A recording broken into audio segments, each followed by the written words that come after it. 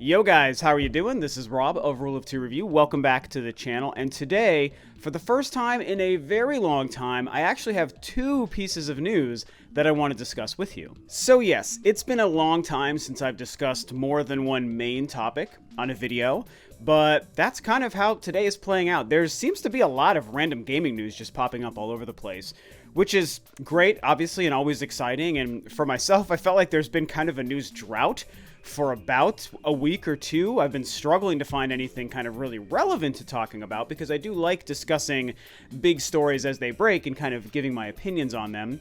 And today has just been crazy. It's like the floodgates opened. The two big things that I want to talk about today on this video, we'll start with the first thing here. The Outer Worlds, which was a really cool looking Fallout-inspired kind of game, has just been confirmed to be coming to the Nintendo Switch. Yep, this was an update that I saw posted on Nintendo's Twitter featuring a 4-minute video with one of the main developers behind The Outer Worlds, and they spent most of the time really talking about the game itself, of course, but also confirming that yes, it's coming to the Nintendo Switch. They're partnering with, I believe the port studio is Virtuous. And they did confirm, this part's a little bit of a shame, but not surprising. They did confirm at the end of the video that the Nintendo Switch version is going to be launching sometime after the other versions. So when this game comes to PS4, Xbox One, and PC, sometime after that, hopefully not too long, we'll actually see the Nintendo Switch port. And it's great because you can really tell that the passion behind the developers to bring this to the Switch seems to be there. We're seeing the Switch effect continue, the success of the Switch, people's interest in the Switch, the fact that so many different types of software and game types sell on the Switch, including third-party content, that now is the time where we're seeing companies like this bring the types of games that we typically wouldn't see on a Nintendo console over to the Switch. It's really just a big win for everyone, and I couldn't be more excited about it. I think the big thing for me is I'm just a huge fan of Bethesda's open world games. Of course, The Elder Scrolls, and most importantly, Fallout. Really, Fallout is probably, of those two franchises, the one that I prefer the most and enjoy the most. I've probably put more time overall into Skyrim specifically. I'm sure I'm like 350 hours across all three different versions that I've played. First starting with the PC when it relaunched in 2011, and then all the way up to the Switch release here. I spent a lot of time in Fallout 3. I really did play New Vegas quite a bit. But Fallout 4, I don't know if it's yet really the best of them all, but it's the one that I've played the most. I really dig Fallout 4. And when you look at the Switch specifically, you know, with the announcement of Skyrim for the Switch back when it was launching, everyone was very excited, and then when that game came out on the Switch, we're like, oh my god, I can't believe how fun it is to have a game as epic and fantastic as Skyrim portably on my Switch. This is so amazing. And everyone started then looking to Fallout. When is Fallout going to come? And very famously, I believe it was Todd Howard, somebody from Bethesda, I'm pretty sure it was Todd Howard, said that, hey, we're doing a lot of stuff for the Switch, but we're not interested in Fallout for the Switch. They gave us Fallout Shelter, which who cares? And that's it. No Fallout 3, no Fallout 4, no Fallout Collection. And I think that is a humongous missed opportunity. I would so triple dip on these games to have them on the Switch. I would kill to play Fallout 4 on my Nintendo Switch. It would be perfect for the platform. But Bethesda basically just shot that in its foot and said, nope, we're not going to do Fallout. So then The Outer Worlds comes along, revealed at E3, I want to say last year maybe, and everyone could tell it is 100% a spiritual successor to the Fallout and Skyrim, just kind of Bethesda's sort of way of making games. It looks very much like one of those games. Mostly Fallout in space is what it looks like, which is great. In fact, Obsidian is even the team behind this game, and Obsidian, as most people know, worked on New Vegas. Fallout New Vegas was Obsidian's game, even though Bethesda published it. And so clearly they've learned a lot and taken a lot from their experience with Fallout and have moved it into their own brand new IP, The Outer Worlds, and it looks so great, and I've been very, very excited for it. But now that we know this game is coming to Switch, it is going to scratch that itch that I am so excited to have scratched, as weird and silly as that might sound, because an experience like this on the Switch is just perfect. Skyrim, again, already showed that. I mean, Breath of the Wild, of course, another huge open world game like a Skyrim. Yes, that showed that as well, but Breath of the Wild is so very different from Bethesda's kind of games.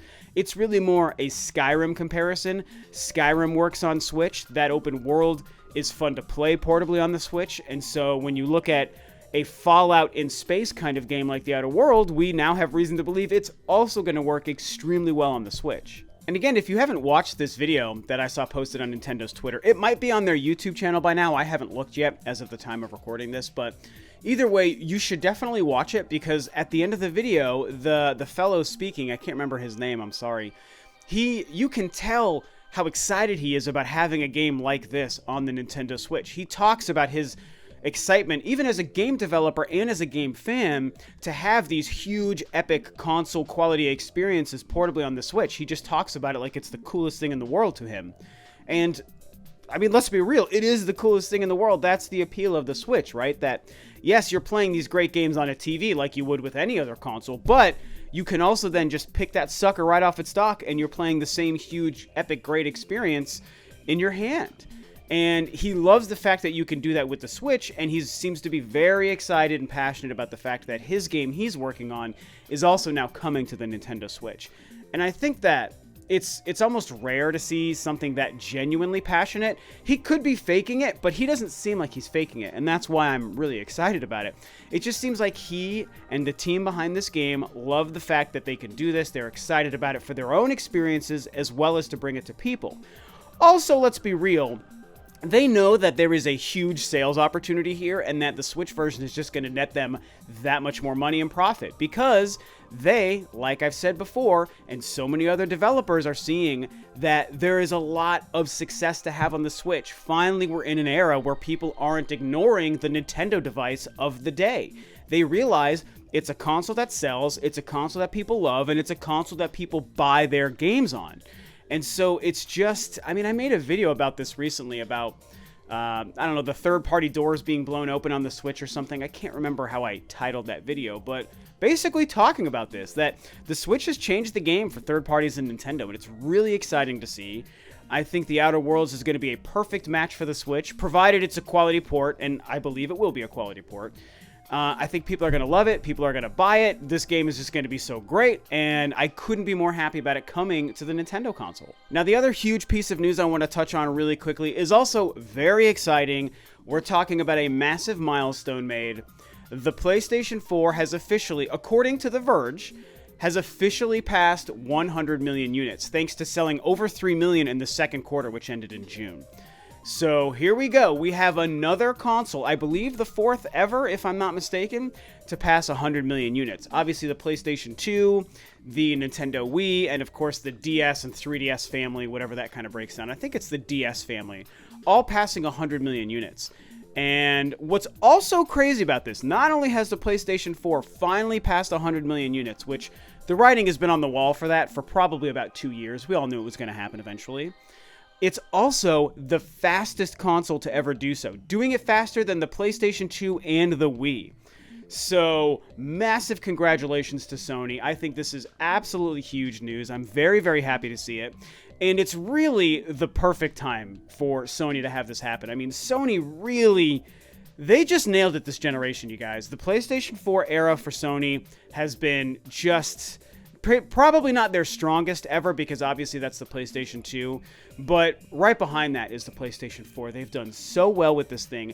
It's very high quality machine. People and fans and gamers have loved it. They've bought it in droves. It's had an incredible library. It had to get over the 2-year hump. I mean, most consoles struggle in their first year or two, and Sony did have that with the PS4. There wasn't a lot until Bloodborne. Once Bloodborne hit in 2015, that kind of really began the slow onslaught of incredible exclusives and a really solid library for Sony. They also managed to have a console that was just slightly more capable than its direct competitor, the Xbox One. Obviously, the Wii U wasn't in the same kind of league with those two at that time.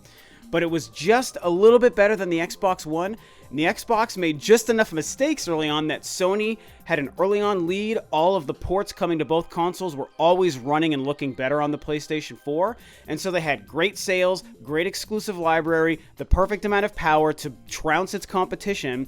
And here in the waning year of the PlayStation 4's life, as we all know, a PlayStation 5 is just on the horizon, they then finally pass this new milestone of 100 million units sold. I mean, what can you say? It's a well-built machine with a great library, and that's sold like crazy. It's everything you would want it to be. And you guys know that I am a Nintendo fan first and foremost, and on Rule of Two Review, I spend the vast majority of my time talking about Nintendo news and stories and games and stuff, because it's the most interesting to me and my favorite.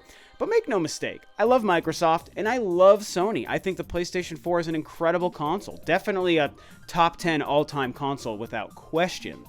And so I am elated to see this. I don't see this as like a, oh, but what about Nintendo? You know, like some, Nintendo fans might be this way, and Nintendo channels or people that might follow my content might look at it as like almost a slight against Nintendo to put so much attention on Sony's success and then ignore Nintendo's success, or however you want to look at that.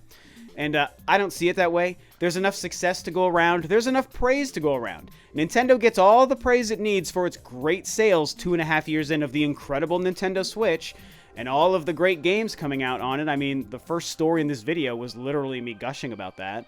And so now it's Sony's turn. So, I've already seen some people and some reactions like on Twitter and stuff, and I was like, ugh, console war nonsense. People just have to fight and pick sides and fight about it. And no one can just give the praise and recognition to all companies and games and consoles at the times that they deserve it. They have to just pick their little corner and stay in their corner and then snub their nose and cross their arms when something happens to the company that isn't their perfect company. It drives me crazy. And I say that as a self-proclaimed Nintendo fanboy. You guys know this. So anyway, that's a little bit of a tangent. The point is, it really shows that that the video game industry is still strong and still doing well. It's unfortunate Microsoft has been floundering for most of the Xbox One's life, but when you look at Sony and Nintendo's success right now in this current generation, it's impressive. And it shows that the video game industry still has plenty of legs, lots of money being fed into it, which keeps it alive, it keeps it thriving, and keeps it healthy, especially with Nintendo doing well. I've mentioned this before. I think the video game industry is at its healthiest when Nintendo is also doing well. More specifically than Sony or Microsoft. I think Nintendo does have this little niche carved out for themselves, and I constantly say they do play in the same sandbox and the same industry, and they all are competitors with themselves. But it's also possible to acknowledge at the same time how Nintendo is unique in their own way and carves out their own path. I think both are true at the same time. And part of that is that Nintendo specifically being strong and successful helps the video game industry more than when Sony is killing it or Microsoft is killing it. My personal opinion. And so, yeah, games are still selling, consoles are still selling. Hopefully that means that we still have a long time to go before physical machines leave. People talk about when the last physical box generation is going to be, and if it's this next generation or whatever. And I think we still got a ways to go. I think Sony and Nintendo are proving physical game sales matter and physical console sales absolutely matter. So this is a win for Sony. And I see it as a win for everyone, on an adjacent level to Sony's success. I think it's also a win for the whole industry for that reason I just was talking about. So congrats to Sony, man. 100 million units sold, a very rare milestone. People talk about if Nintendo can do it, and maybe my follow-up video to this will be about Nintendo Switch console sales, lifetime sales predictions and stuff.